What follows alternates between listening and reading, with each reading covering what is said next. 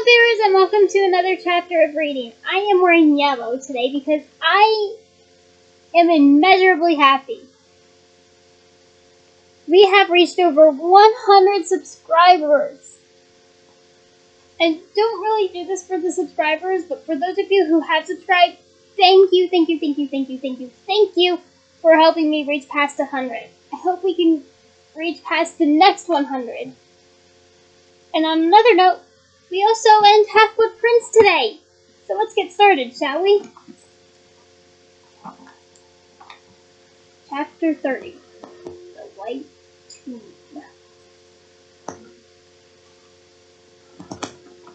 All lessons were suspended. All examinations postponed. Some students were hurried away from Hogwarts by their parents over the next couple of days. The Patel twins were gone before breakfast on the morning following Dumbledore's death. And Zacharias Smith, again, no relation, though I am wearing his colors, was escorted from the castle by his haughty-looking father. Seamus Finnegan, on the other hand, refused point-blank to accompany his mother home. They had a shouting match in the entrance hall that was resolved when she agreed that he could remain behind for the funeral. She had difficulty in finding a bed in Hogsmeade, Seamus told Harry and Ron, for wizards and witches were pouring into the village, preparing their last respects to Dumbledore. Oh, I would probably be amongst that mess, but at the same time, crowds are not my best friend. Anxiety does that to you. Some excitement was caused among the younger students, who had never seen it before, when a powder blue carriage the size of a house, pulled by a dozen giant-winged palominos, came soaring out of the sky in the late afternoon before the funeral, and landed on the edge of the forest.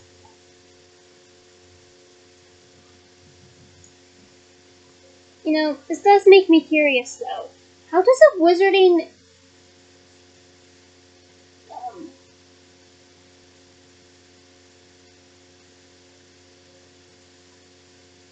crap, I can't think of what I want to say.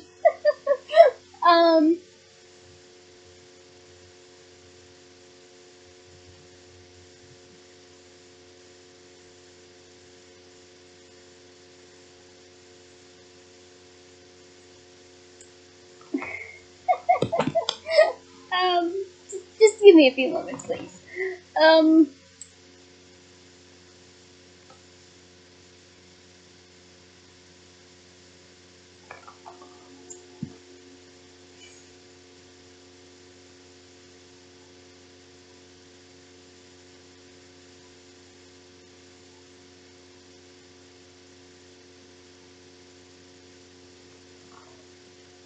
Okay, we're asking Google because I'm lost.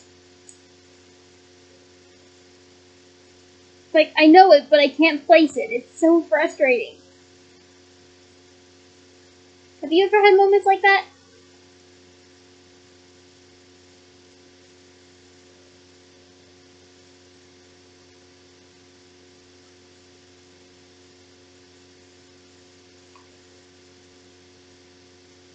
Yes, that's what it is. I was drawing a terrible blank. See, I knew what it was, but I couldn't place it. Okay, back to my original question since I figured it out. How does a wizarding cremation work? I would very much like to know this process. What about you guys? Anyway, Harry watched from a window as a gigantic and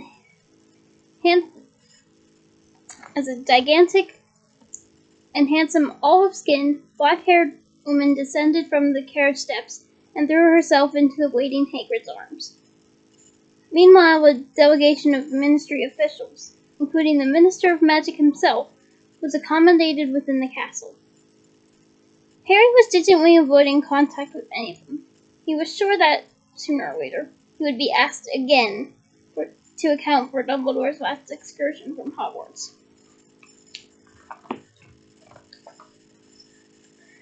Harry, Ron, Hermione, and Ginny were spending all of their time together.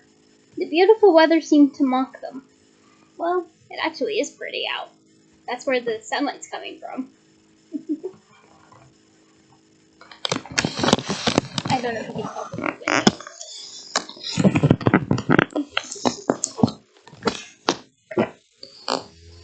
Moving on. Harry could imagine how it would have been if Dumbledore hadn't died. And they had this time together at the very end of the year. Ginny's examinations finished, the pressure of homework lifted, and hour by hour he put off saying the thing that he knew he must say, doing what he knew was right to do, because it was too hard to forego his best source of comfort. They visited the hospital wing twice a day. Neville had been discharged, but Bill remained under Madame Pomfrey's care. Hi, Taz. Taz is visiting us. You remember him from last chapter, don't you? Anyway, his scars were as bad as ever. In truth, he now bore a distinct resemblance to Mad-Eye Moody, though thankfully with both eyes and legs. But in personality, he seemed just the same as ever. All that appeared to have changed was that he now had a great liking for very rare steaks. No thank you. I'll keep mine medium rare, please.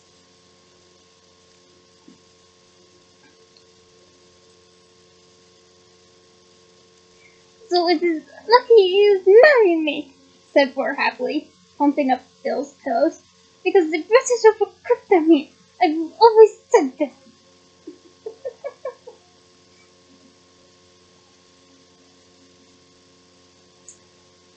I suppose I'm just going to have to accept that he really is going to marry her, sighed Ginny later that evening as she, Harry, Ron, and Hermione sat beside the open window of the Gryffindor common room, looking out over the twilit grounds.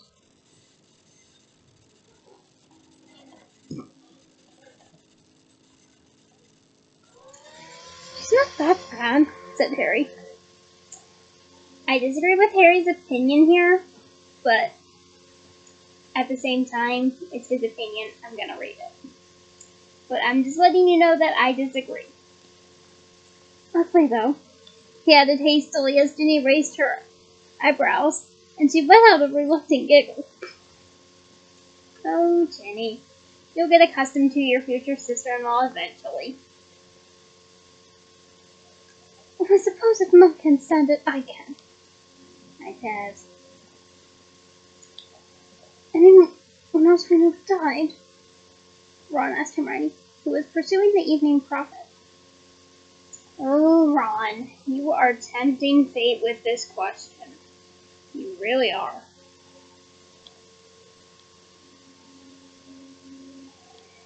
Advanced Potterheads, you know exactly what I'm talking about. Newcomer Potterheads, you're just gonna have to wait. Trust me.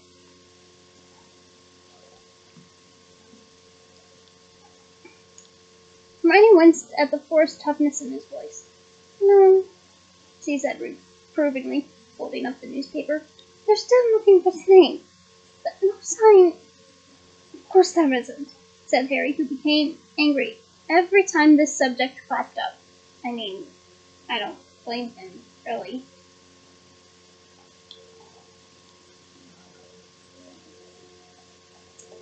They won't find Snape till they find Voldemort. And seeing as they've ever managed to do that all this time, I'm going to bed. Yawned Ginny. Really need to find that synonym. Really need to invest in that synonym for yawn. I haven't been sleeping that well since. Well, I could do it since like.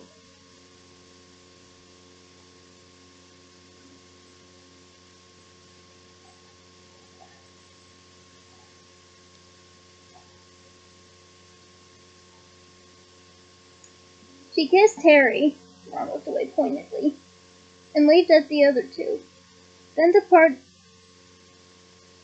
for the girls' dormitories.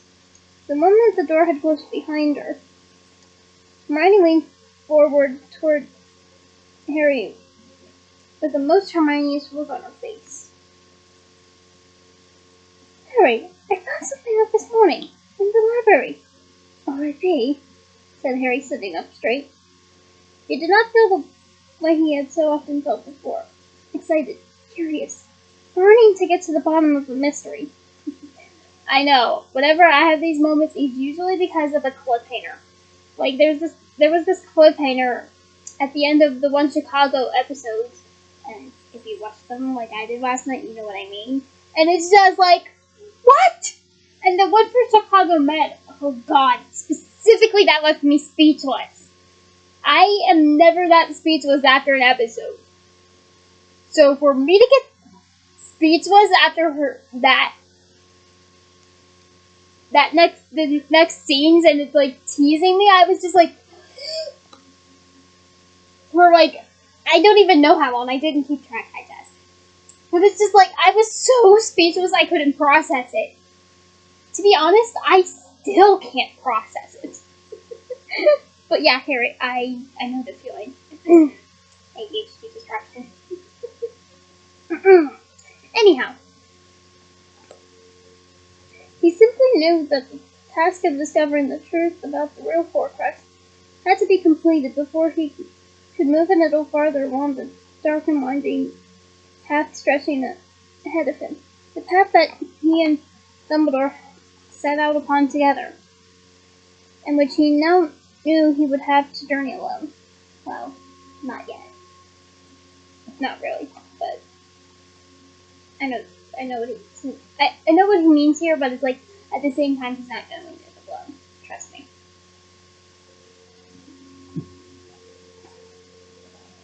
There might still be as many as 4 Horcruxes out there somewhere, and each would need to be found and eliminated before there was even a possibility that Voldemort could be killed. He kept reciting their names to himself, as though by listing them he could bring them within reach.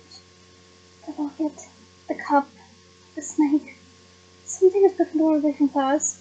Foreshadowing. The locket, the cup, the snake, something of Gryffindor or Ravenclaws. Foreshadowing. This mantra seemed to pulse through Harry's mind as he fell asleep at night, and his dreams were thick with cups, lockets, and mysterious objects that he could not quite reach. Though Dumbledore helpfully offered Harry a rope ladder that turned to snakes the moment he began to climb. Interesting dreams there. But hey, if they help you remember what you're seeking, good job, Harry. He showed Hermione the note inside the locket the morning after Dumbledore's death. And although she had not immediately recognized the initials as belonging to some obscure wizard about whom she had been reading, she had since been rushing off to the library a little more often than was strictly necessary for somebody who had no homework to do. Oh, Hermione, we love you and your librariophobia. Wait, no, that's not right. Scratch that word. Librariophilia? We'll go with that. Upon this, oh wait, no. Better yet, bibliomania. There. We'll call her Bibliomaniac. That seems to fit.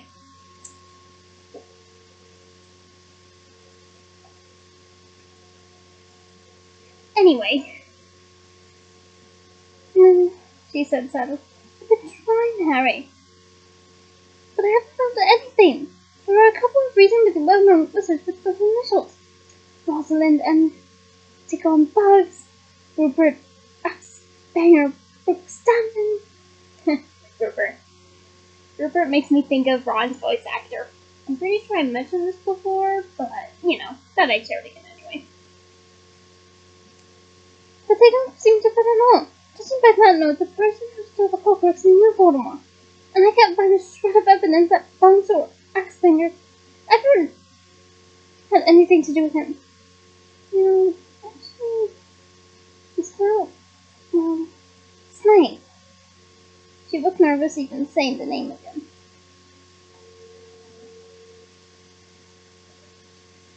What about him? Asked Harry heavily, slumping back into his chair. Well, it's just that I was sort of worried about the Half-Blood Prince business, she said tentatively. You have to rub it in, Hermione. How do you think I feel about that now?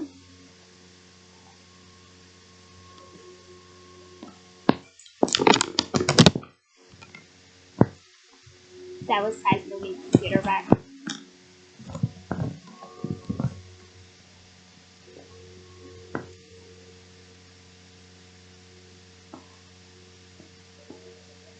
Anyway.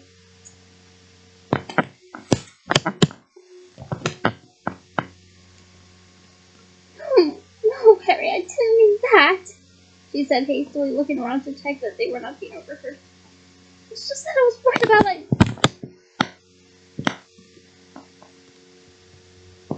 Nearly put the computer back on.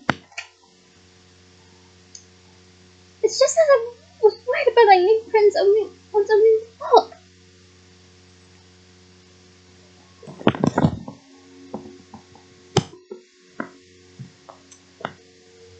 As I love you, but I would appreciate it if you did not go against my computer frame.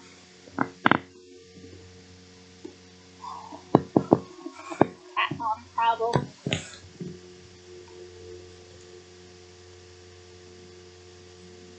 You see, she was Snape's mother. Well, she wasn't much of a looker, said Ron. Hermione ignored him. Are you done?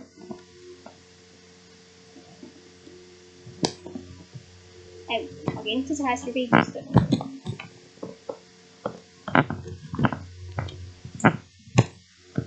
love you too, Taz, but I would appreciate it if you do not go against my computer frame.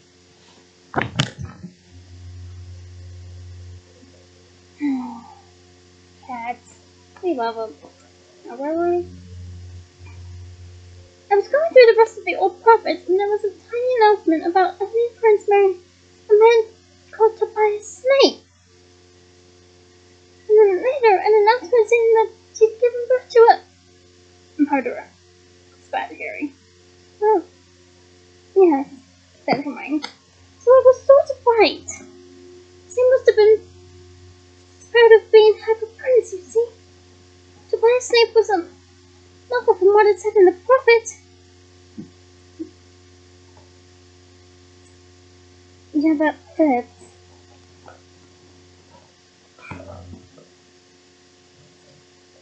Said Harry. Love you, but lay down, please. Talking to Taz.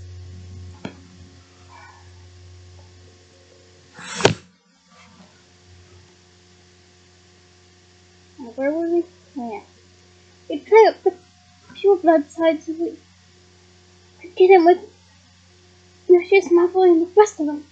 It's just like Voldemort. Pure blood mother, father, ashamed of his parentage, trying to make himself feared using the dark arts, gave himself an impressive new name. Lord Voldemort, the Half-Blood Prince. How could Dumbledore have missed? He broke off, looking out the window. He could not stop himself dwelling upon Dumbledore's inexcusable trust in Snape. But as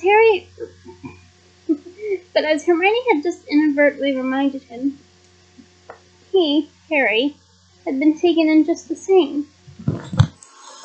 In spite of the increasing nastiness of those scribbled spells, he had refused to believe ill of the boy who had been so clever, who had helped him so much. Helped him. It was an almost inadorable thought right now. don't get why he didn't turn you in for using that book.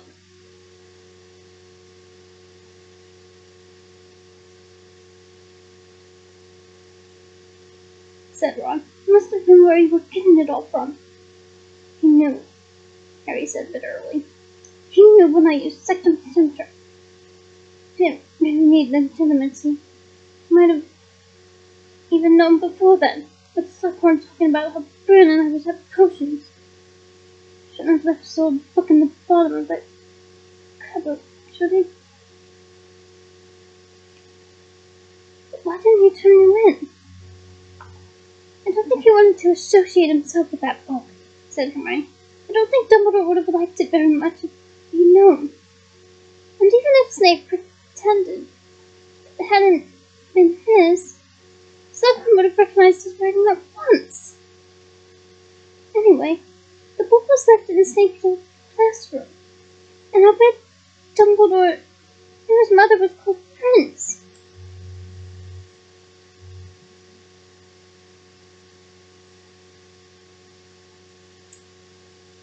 I should have shown the book to Dumbledore, said Harry. All that time he was showing me how Voldemort was evil. Even when he was at school and I had proved Snape was too. Evil is a strong word, said Hermione quietly. Yet, I'm a little on Harry's side with this. It's very apt, considering Voldemort very well. But at the same time, I do sympathize with his mom. No one should ever be in that situation. And if you are in that situation, I strongly recommend you seek professional help. They can offer you millions of resources to help you recover.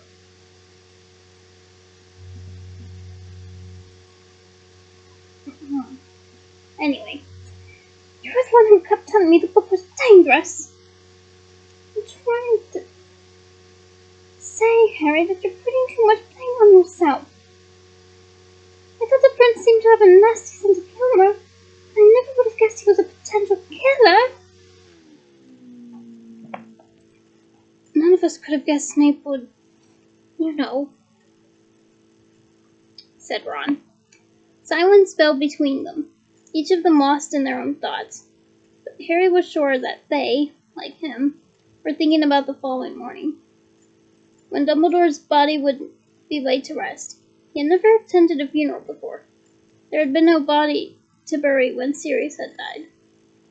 He did not know what to expect and was a little worried about what he might see, about how he would feel.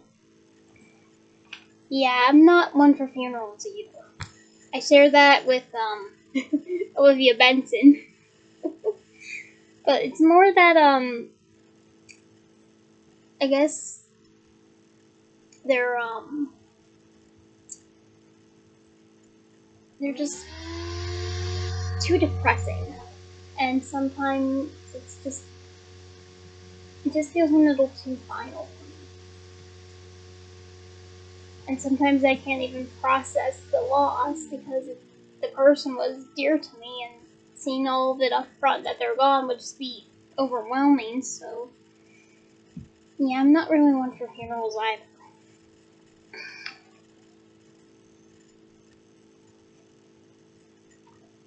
This still makes me wonder how wizarding cremation would work, though.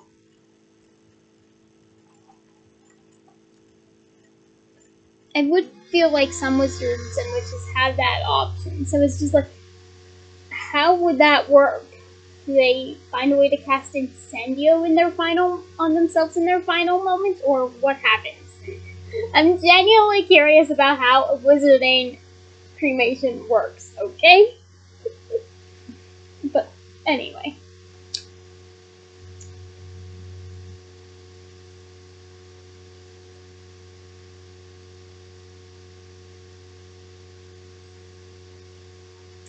He didn't know what to expect and was a little worried about what he might see, about how he would feel. I don't know if I read that yet, so I'm rereading it. In case I didn't, I reread it to just reiterate. Anyway, he wondered whether Dumbledore's death would be more real to him once it was over. This ties into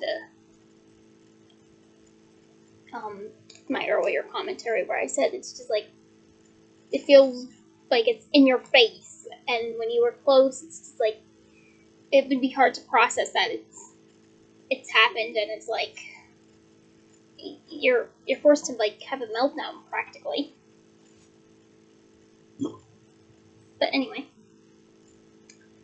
Though he had moments when the horrible fact of it seemed to threatened to overwhelm him, there were blank stretches of numbness where, despite the fact that nobody was talking about anything else in the whole castle, he still found it difficult to believe that Dumbledore had really gone.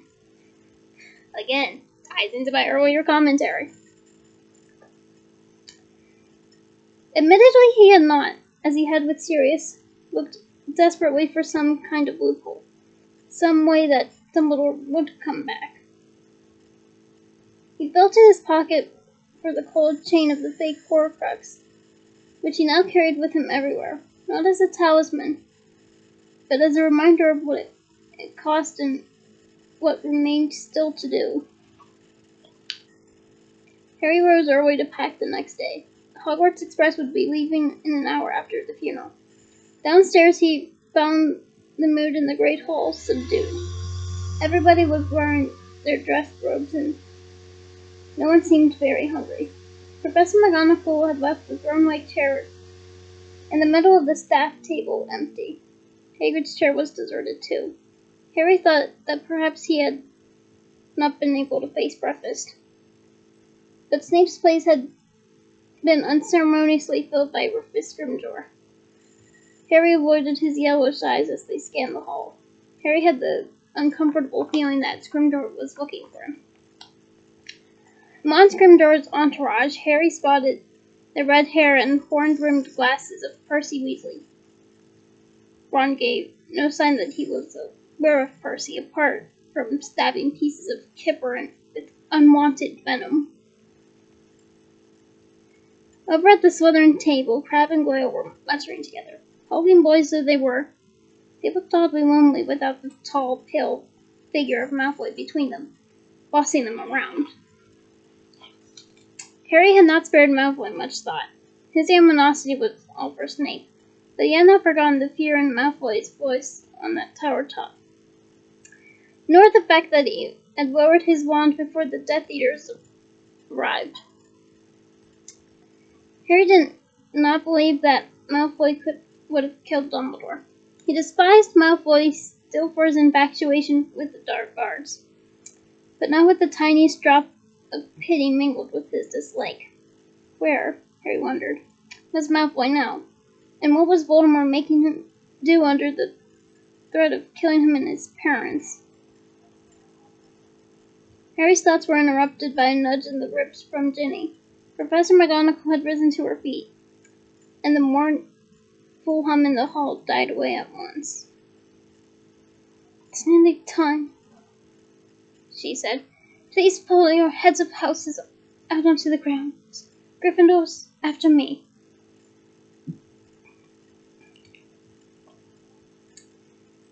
They filed out from behind their benches in near silence.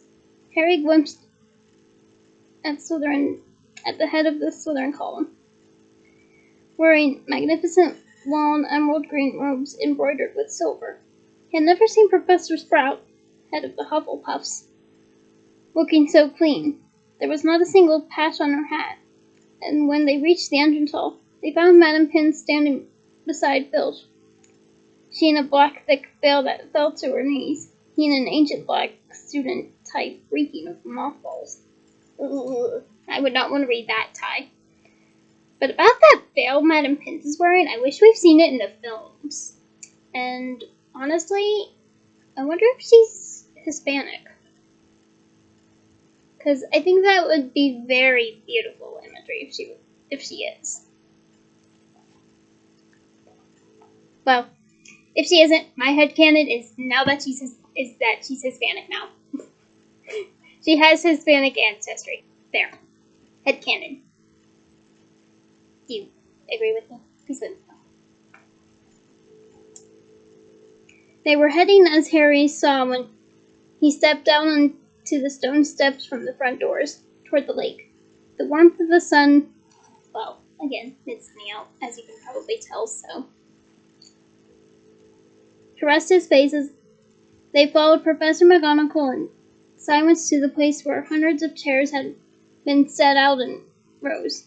An aisle ran down the center of them.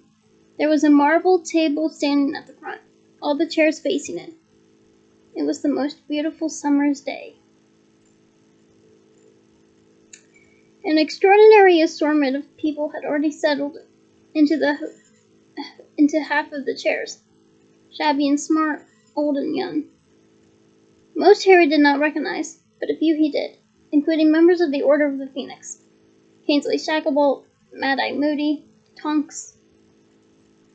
Her hair miraculously returned to vividest pink. Oof. I don't want to know how vivid that pink is. I'm afraid to guess it's neon. But whatever it is, yeah, I really hope it's not neon. Remus Lupin, with whom she seemed to be holding hands. Mr. and Mrs. Weasley, Bill supported by Fleur and followed by Fred and George, who were wearing jackets of black dragon skin. Then there was Madame Maxime, who took up 2.5 chairs on her own. Tom, the landlord of the Leaky Cauldron in London. Arabella Figg, Harry's squib neighbor. Aw, that's nice of her to visit. The Harry bass player from the wizarding group, the Weird Sisters. Ernie Crane, driver of the night bus. Madame Malkin of the robe shop in Diagon Alley. And some people who Harry knew, or merely knew by sight, such as the barman of the Hog's Head and the witch who pushed the trolley on the Hogwarts Express. The castle ghosts were there too, barely visible in the bright sunlight, discernible only when they moved, shimmering insubstantially on the gleaming air. Harry, Ron, Hermione, and Ginny filed into seats at the end of the road beside the lake. People were whispering to each other. It sounded like a breeze in the grass, but the bird's song was louder by far. Okay.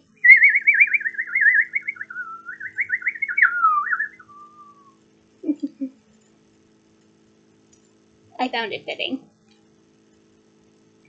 The crowd continued to swell with a great rush of affection for both of them.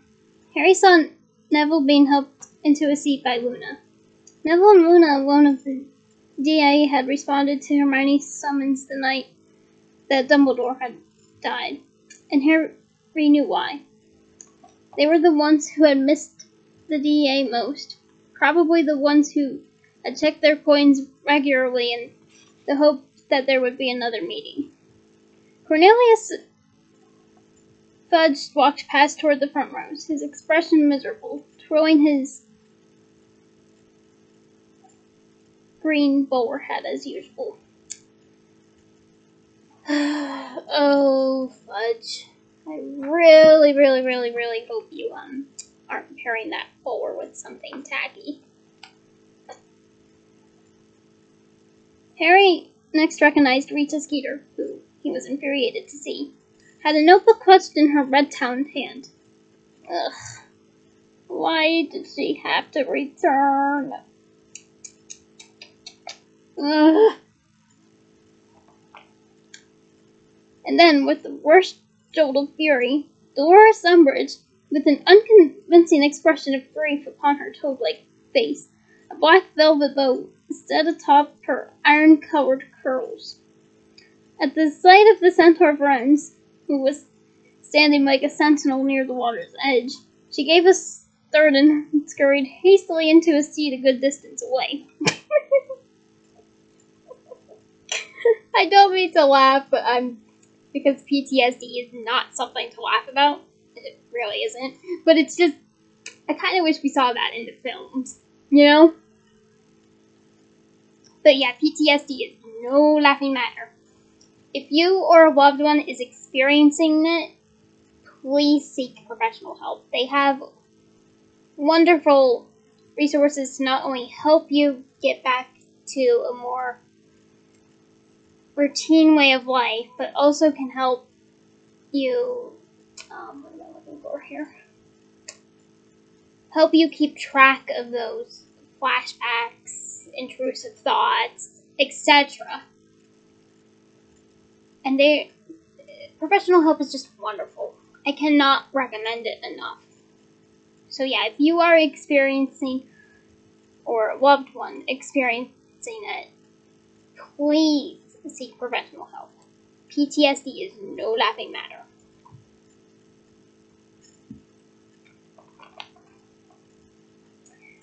Anyway, lay down. I love you too, but you need to stay laying down. Talking to Tez.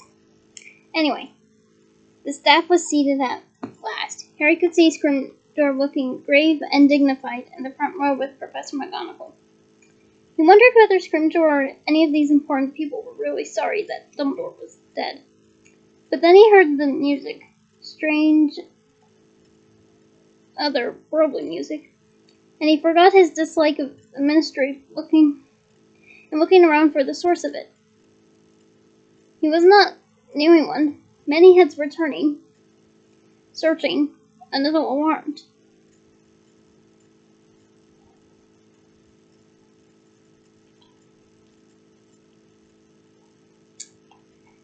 And there, whispered Ginny in Harry's ear, and he saw them in the clear green sunlit water, inches below the surface, reminding him horribly of the infirmary, a chorus of merpeople singing in a strange language he did not understand, their pallid faces rippling, their purplish hair flowing all around them. Okay, let's be good.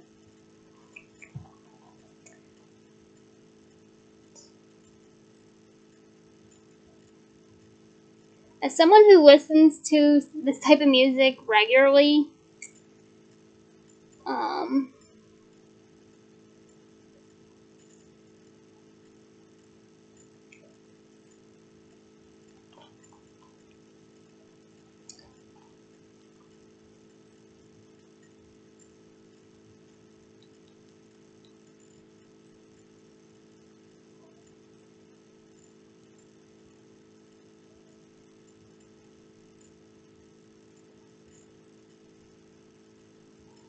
we'll go with this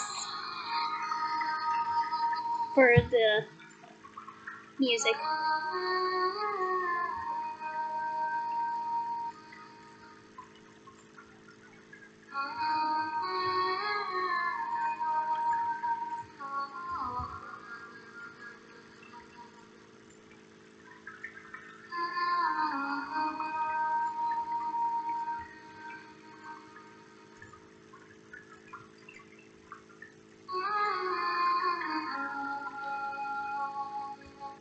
We'll go with that for the music, okay? But yeah, I listen to that kind of music pretty regularly, so I rather like it. But anyway, the music made the hair on Harry's neck stand up. And yet it was not unpleasant. It spoke very clearly of loss and despair. As he looked down into the wild faces of the singers, he had the feeling that they, at least, were sorry for Dumbledore's passing. Then Ginny nudged him again and he looked around. Hagrid was walking slowly up the aisle between the chairs. He was crying quite silently, his face gleaming with tears. And in his arms, wrapped in purple velvet spangled with golden stars, was what Harry knew to be Dumbledore's body. A sharp pain rose in Harry's throat at this sight. For a moment, the strange music and the knowledge that Dumbledore's body was so close seemed to take all warmth from the day. Ron looked white and shocked. Tears were falling thick and fast into both Ginny and Hermione's laps. They could not clearly see what was happening at the front. Hagrid seemed to have placed the body carefully upon the table. Now he retreated down the aisle, blowing his nose with loud trumpeting noises that drew scandalized looks from some, including, Harry saw, Dolores Umbridge. But Harry knew that Dumbledore would not have cared. He tried to make a friendly gesture to Hagrid as he passed, but Hagrid's eyes were so swollen it was a wonder he could see where he was going. Harry glanced back at the back row to which Hagrid was heading, and realized what was guiding him. For there, dressed in a jacket and trousers, each the size of a small marquee, was the giant Grawp. His great, ugly, boulder-like head bowed, docile, almost human. Hagrid sat down next to his half-brother, and Grawp patted Hagrid hard on the head, so that his chair legs sank into the ground. Grawp, your thought is very much appreciated.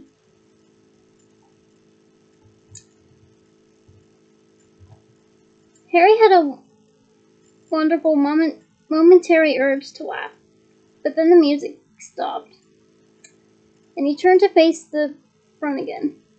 A little tufty-haired man in plain black robes had got to his feet, and now stood in front of Dumbledore's body.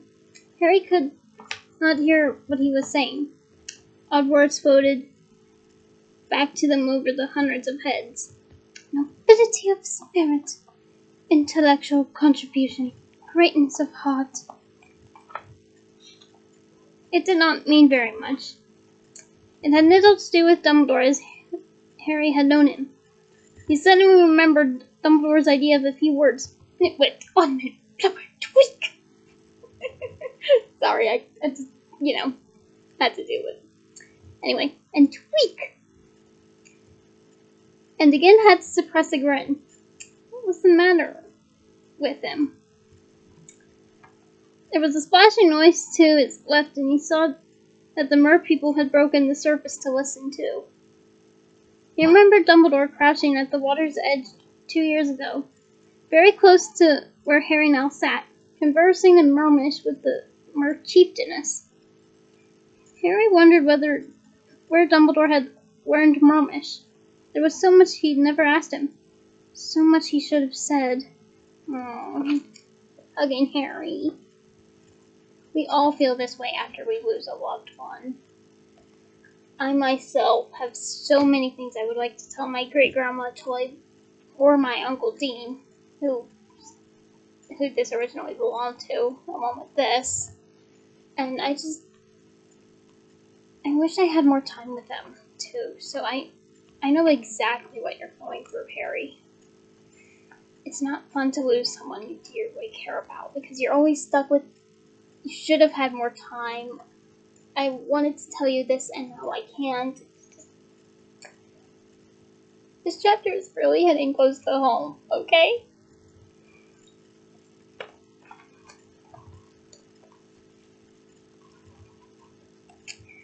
And then without warning, it swept over him. The dreadful truth, more completely and undeniably than it had until now. Dumbledore was dead. Gone. He clutched the cold locket in his hand so tightly that it hurt. But he could not prevent a hot tear spilling from his eyes. He looked away from Ginny and the others and stared out over the lake, toward the forest, as the little man in black droned on. There was movement among the trees. The centaurs had come to pay their respects too. They did not move into the open, but Harry saw them standing quite still, half hidden in shadow, watching the wizard, their bows hanging at their sides. And Harry remembered his first nightmarish trip into the forest, the first time he had ever encountered the thing that was then Voldemort, and how he had faced him, how he and Dumbledore discussed fighting a losing battle not long thereafter. It was important, Dumbledore said, to fight and fight again, and keep fighting, for only then could evil be kept at bay, though never quite eradicated. Love that word, eradicated. And Harry saw very clearly that as he sat there under the hot sun, how people who cared about him had stood in front of him one by one. His mother, his father, well, middle reverse, but yeah, I get it. His godfather, and finally Dumbledore, all determined to protect him. But now that was over. He could not let anybody else stand between him and Voldemort. He must abandon forever the illusion he ought to have lost at the age of 1. That the shelter of a parent's arms meant nothing that could hurt him. There was no waking from his nightmare, no comforting whisper in the dark that he was safe really. That it was all in his imagination. The last and greatest of his protectors had died, and he was more alone than he had ever been before. Oh, Harry. Here's another hug.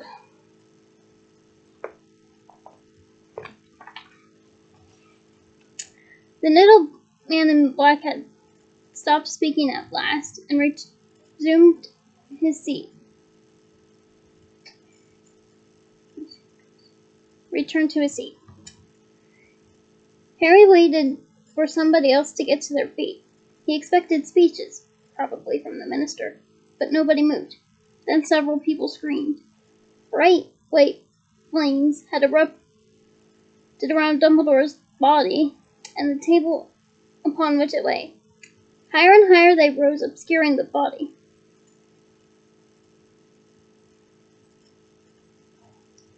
White smoke spiraled into the air and made strange shapes. Harry thought, for one heart-stopping moment, that he saw a phoenix fly joyfully into the blue. But next second the fire had vanished. In its place was a white marble tomb, encasing Dumbledore's body and the table on which it had rested. There were a few more cries of shock as a shower of arrows soared through the air. But they fell far short of the crowd. It was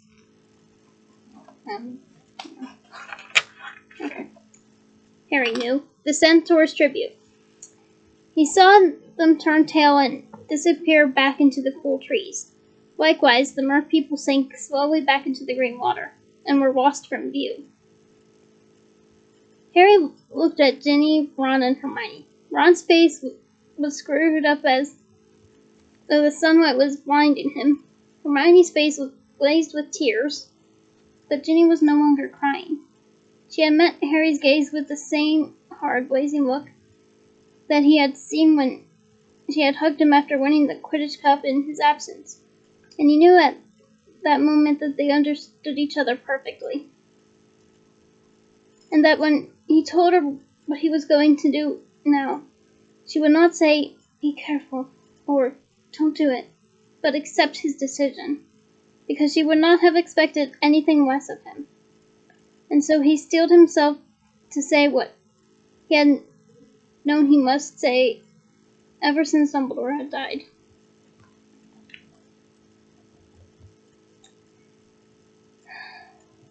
This has got to be the hardest part I have ever read so far. Ginny, listen, he said very quietly, as the buzz of conversation grew louder around them, and people began to get to their feet. I can't be involved with you anymore. We've got to stop seeing each other. We can't be together, she said with an oddly twisted smile. It's for some stupid or noble reason, isn't it?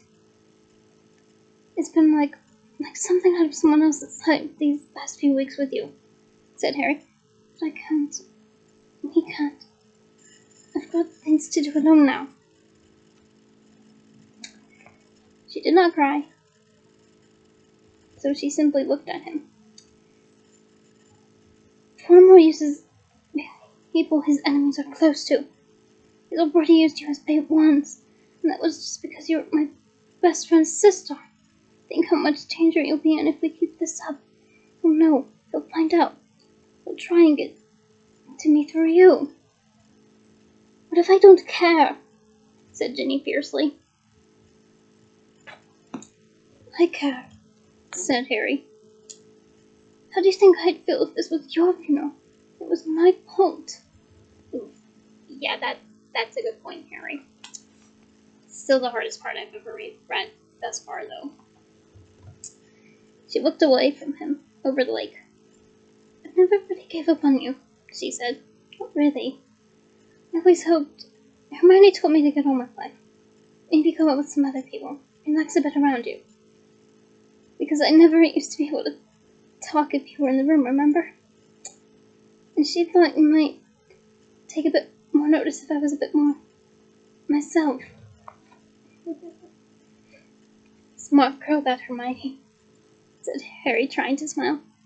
I just wish I'd asked you sooner. We could have had ages, months, years maybe. But now you've been too busy saving the Wizarding World, said Ginny, half laughing. Well, I can't say I'm surprised. I knew this would happen in the end. I knew you wouldn't be happy unless you were hunting Voldemort. Maybe that's why I like you so much. Harry could not bear to hear these things, nor did he think his resolution would hold if he remained sitting beside her. Ron, he saw, was now holding Hermione and stroking her hair, while she sobbed into his shoulder, tears dripping from the end of his own long nose. With a miserable gesture, Harry got up, turned his back on Ginny, and on Dumbledore's too, then walked away around the lake. Moving felt much more bearable than sitting still. Just as setting out as soon as possible to track down the Horcruxes and kill Voldemort would feel better than waiting to do it. Harry! He turned. Rufus Grimjour was limping rapidly toward him around the bank, leaning on his walking stick.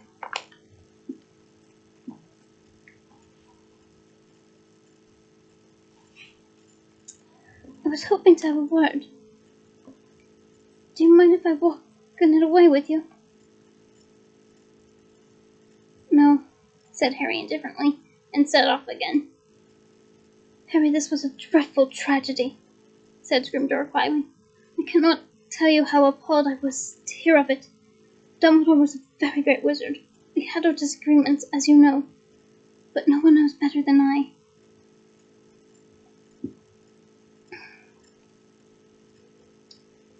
What do you want? Asked Harry flatly. Grimjour looked annoyed, but as before, hastily modified his expression to one of sorrowful understanding. You are, of course, devastated, he said. I know that you were very close to Dumbledore. I think you may have been his favorite pupil ever. The bond between the two of you. What do you want? Harry repeated, coming to a halt. Grimjour stopped too, leaned on his stick, and stared at Harry, his expression shrewd now. Was he a Slytherin in his Hogwarts years?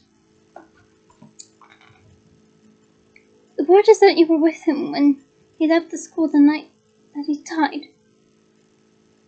Whose word? Said Harry. Somebody stupefied a Death Eater on top of the tower after Dumbledore died. There were also 2 broomsticks up there. The Ministry can add 2 and 2, Harry.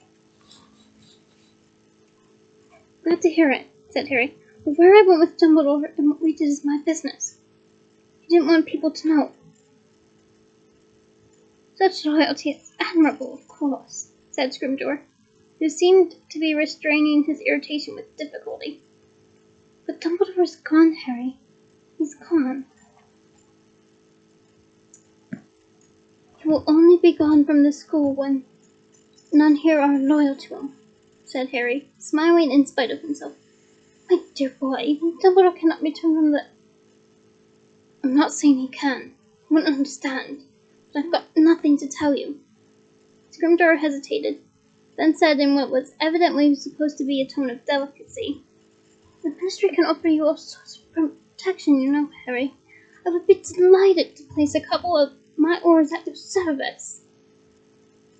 Harry laughed. Voldemort wants to kill me himself, and Aurors won't stop him. So, thanks for the offer, but no thanks.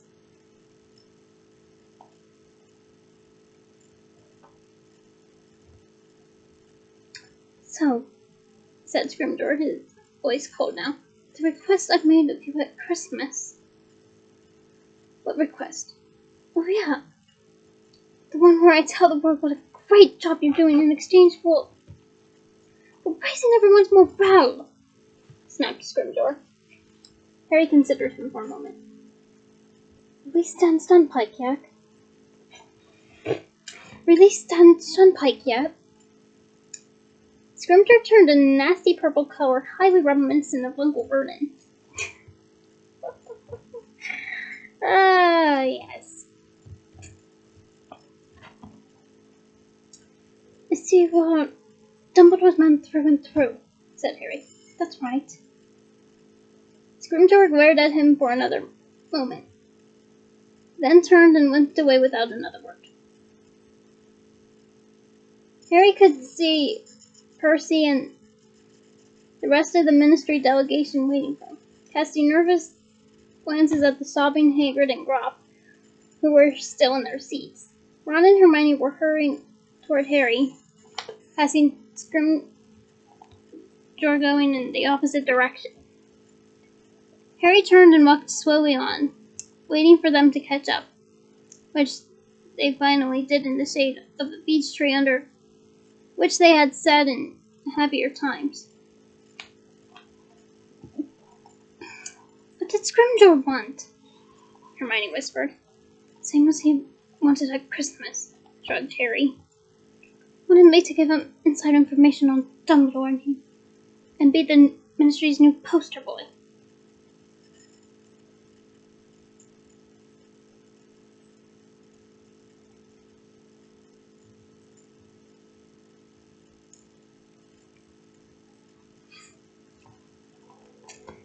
Ron seemed to struggle with himself for a moment.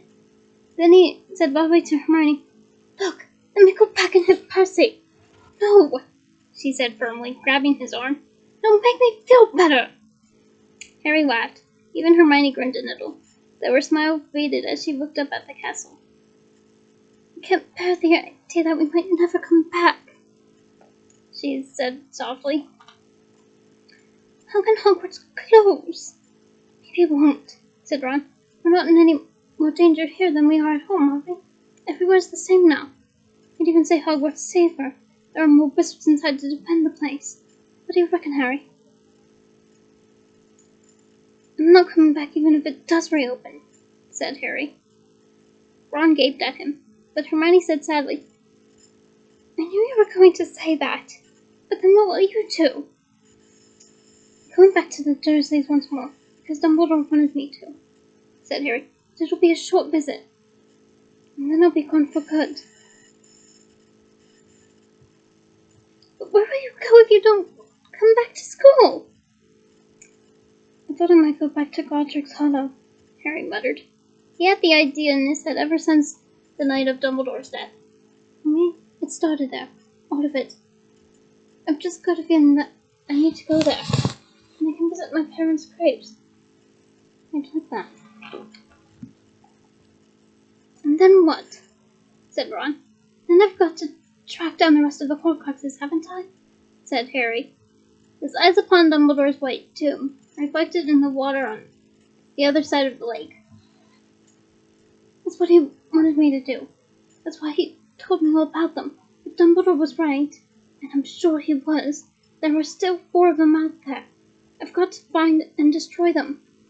Then I've got to go after the 7th bit of Voldemort's soul, the bit that's still in his body, and I'm the one who's going to kill him.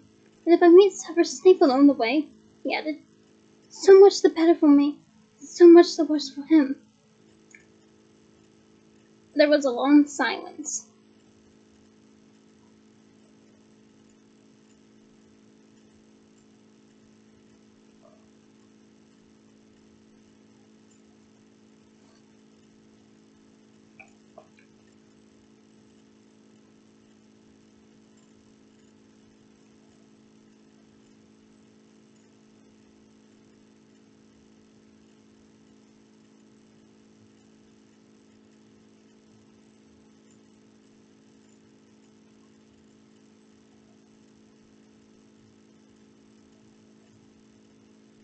Okay, I hope that's long enough silence for you.